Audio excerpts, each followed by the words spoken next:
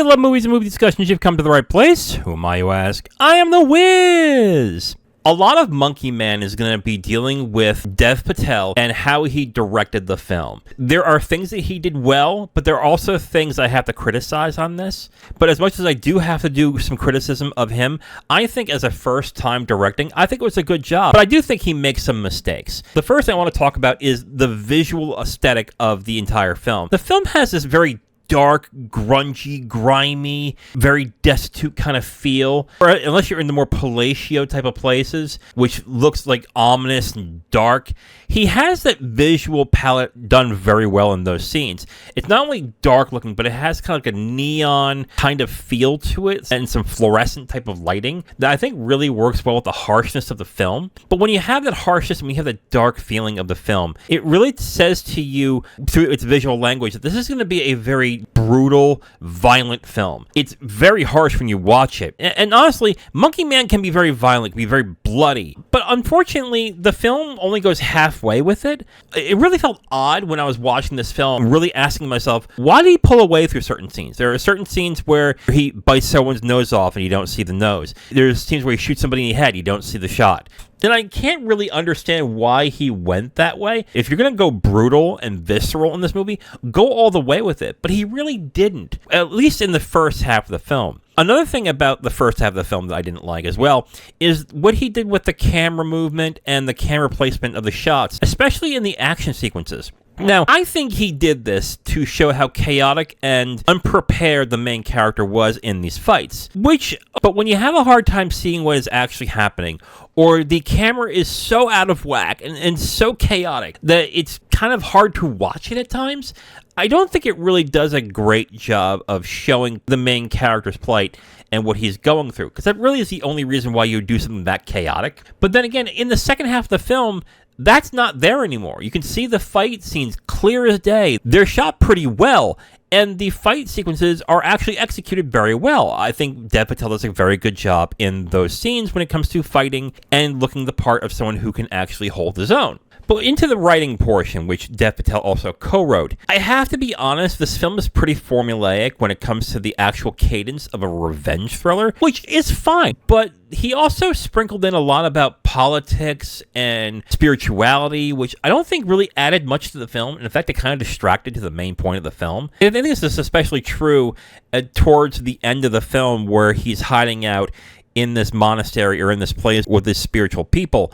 But honestly, it just plays off like another trope.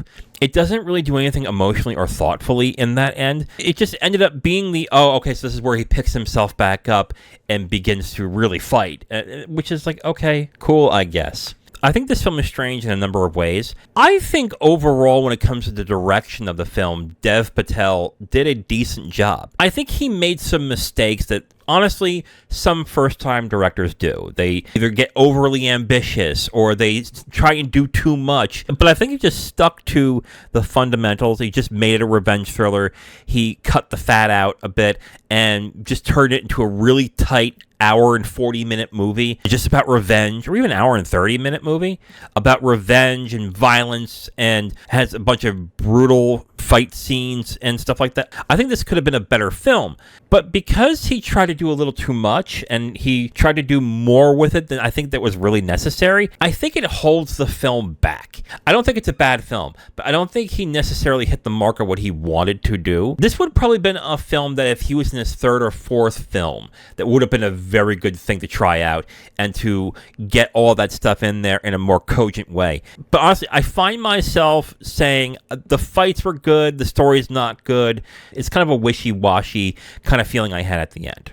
Okay, so overall, there are things I like about this movie. I think the action is good, even though the camera work can be a little chaotic and doesn't really mesh well with the fight scenes. That is until the end when they do something completely different and it works then. I think the story was a lot more simple. It would have been better for this type of movie. Otherwise, the added stuff in there about spirituality and politics, I think doesn't really work all that well in this. And Dev Patel was good in the action sequences. He was very convincing as the main character when it comes to this. But when it comes to like the emotional stakes and the character work, this was a very lacking film, I felt. Overall, I'm going to recommend Monkey Man, but I'm going to recommend it in this specific context. If you want to see a filmmaker work out his creative kinks in his first shot, because that's what it kind of feels like in this movie. It feels like that he tried to get a little over-ambitious in 2/3 of the film, but then the third act of the film, he kind of found that vision that he needed and made it compelling, but you still have to go through the first 2 acts, which are not bad, but have problems. But I think in that interesting kind of way, I think it's a recommendable movie.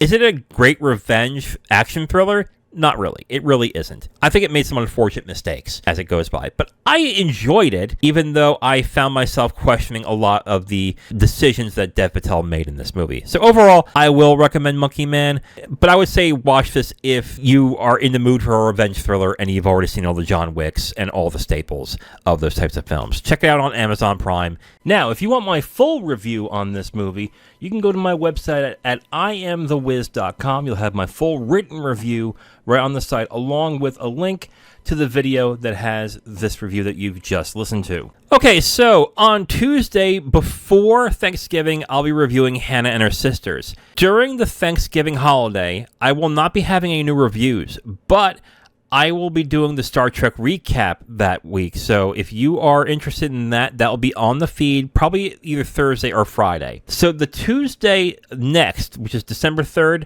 I'll be reviewing the film that was starring Kristen Stewart that got her Academy Award nomination, and that is the film Spencer. So we're going to be doing a lot of Christmas movies or movies set during Christmas, and Spencer is one I actually want to watch, so I'm going to definitely check that out. So again, Tuesday coming up, Hannah and Her Sisters. During the Thanksgiving weekend, I'll be doing the Star Trek recap, and on Tuesday, Spencer. I am The Wiz, and I'll talk to you next time.